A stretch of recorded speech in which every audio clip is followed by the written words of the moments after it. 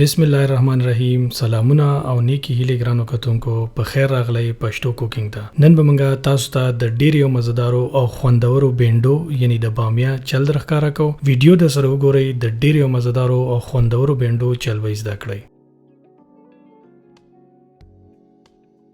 د ټولو نمخکې به سلور غټه قاشوغي د خوراک تیل یا غوړی یو لوخي تور واچوي او تاودوي کړئ کله چې غوړی تاوده شول نو 2 دانې دغه سي پریک شوی پیاز به ورته ورواچوي او د 1 منټ لپاره به په دې غوړو کې سره کوي چې نرم شي کله چې پیاز نرم شول نو موږ ورته 3.5 ګرامه بینډي ورچولې دي تاسو کولای شئ چې تر 0.5 کیلو پورې هم ورته ورواچوي 2 دانې شنه مرچکي موږ ورچولې دي تارخه ستاسو خپل خوخه چې لګا چوي کو ډیرا چوي اوس په دا په دې غوړو کې خو ولړی چې کله پیاز سره شول نو د دې مقصد دا دی چې بینډۍ تیار شولې نو دغه څه چې ښکارېدل نو بینډۍ تیاری دي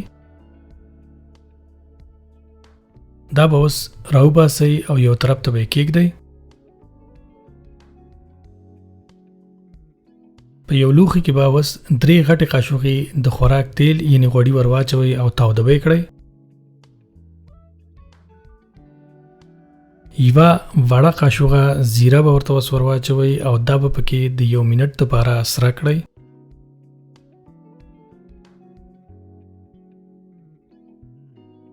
یوه وړه قاشوغه ټکېدلې ادرک او اوږه به ورته ورواچوئ او دا به پکې هم د 1-2 منټ لپاره سره کړئ 2 دانې ټماټر یعنی رومیان به دغه سي تاسو خه ټکولي تازه ټماټر دا به ورته هم ورواچوي او تر هغه وخت پورې به په دې کې غوړو کې سره کړئ چې دا غوړي جدا شي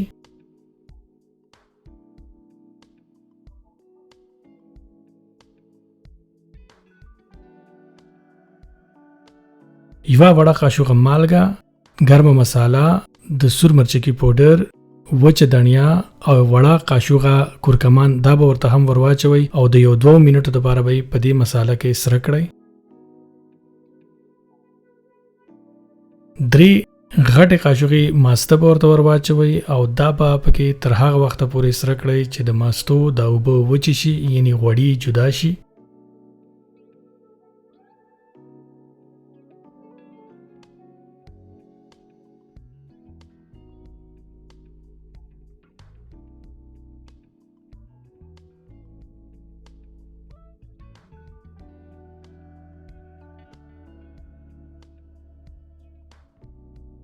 دا د اوس غوړي جدا شوي دي نو اوس به ورته هغه بینډۍ چې کومې موږ په پیازو او مرچکي کې سره کړې وي هغه به ورته ورواچو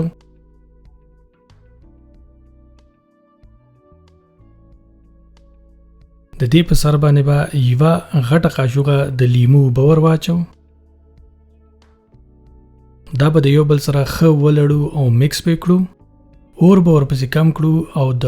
15 نه تر 8 منټو پورې به دم ته کېږدو نو چې ښې په دې کې پخې شي نو دغه د اوس زموږ بینډۍ تیار شولې کو زموږ دا ویډیو ستاسو خوښه شوی وي نو زموږ د چینل سبسکرایبول مه هېروئ د دې سره موږ ستاسو نه اجازه غواړو د بل ویډیو پورې د الله پامان